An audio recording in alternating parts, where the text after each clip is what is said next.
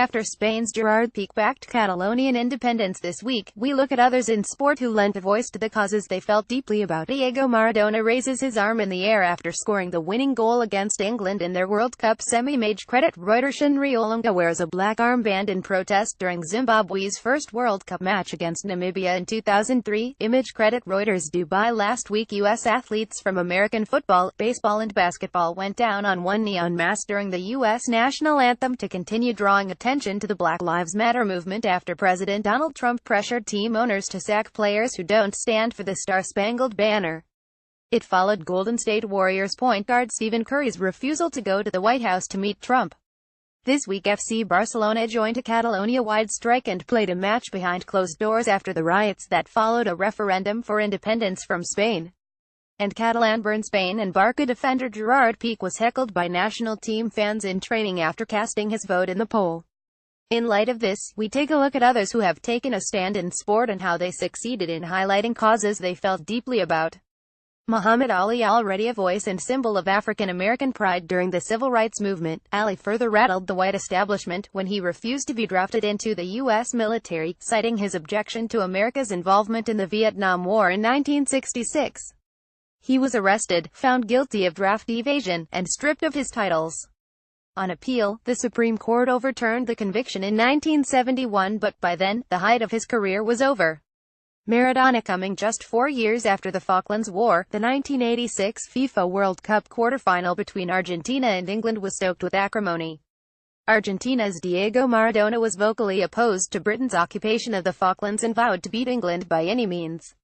Maradona used his hand to get the opener and, after the game, which Argentina won 20-1, he said the goal came a little from his head and a little from the hand of God. Tommy Smith and John Carlos. As sprinters, Tommy Smith and John Carlos both used their moment on the podium at the 1968 Olympics in Mexico City to raise a black-gloved fist during the American national anthem, after winning respective gold and bronze medals in the 200 meters final. They did this in protest at racial inequality in the U.S. Both were stripped of their medals and received widespread condemnation, including death threats, but over time they were praised for their actions.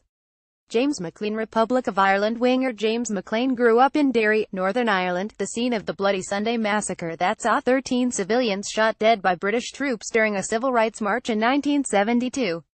Because of this, when McLean moved to English Premier League side Sunderland in 2011, he refused to wear a remembrance poppy on his shirt to commemorate members of the armed forces lost in battle. He persists with this stand despite angering fans.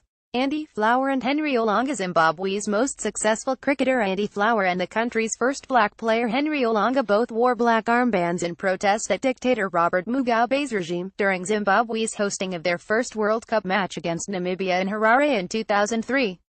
Both felt they had a moral obligation to draw attention to what was happening under Mugabe. They were lauded internationally but condemned inside Zimbabwe, and both had to quit the team and leave the country. Colin Kaepernick. American National Football League quarterback Colin Kaepernick refused to stand during the U.S. national anthem at the start of games last year in protest at the oppression of people of color in the U.S. Kaepernick had played for the San Francisco 49ers for 6 years, but is now a free agent, and looks set to remain that way after President Donald Trump vowed to use Twitter to create a public relations crisis for anyone that signed him. Carlos Delgado. Puerto Rican Major League Baseball hitter Carlos Delgado was opposed to the presence of U.S. naval ships around the Puerto Rican island of Vieques and also took issue at U.S. wars with Iraq and Afghanistan in 2004. In protest, the Toronto Blue Jays player started staying in the dugout during the U.S. national anthem before games. Despite widespread abuse for his actions, he still went on to play for the Florida Marlins and the New York Jets. Cathy Freeman. Indigenous Australian sprinter Cathy Freeman raised eyebrows at the 1994 Commonwealth Games in Canada when she flew the Aboriginal flag as well as an Australian one on her lap of honour following her 200 metres final win.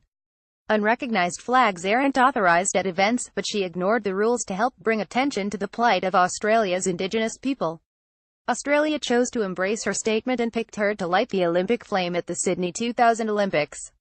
LeBron James. The American NBA star was the most prominent in a group of Cleveland Cavalier players to wear "I Can't Breathe" t-shirts before a match in reference to the last words of Eric Garner, who died in 2014 following a confrontation with New York police. James had taken a similar stance while at Miami Heat in 2012, posing with the entire team in hoodies, to protest against the death of Trayvon Martin, in a similar case of police brutality.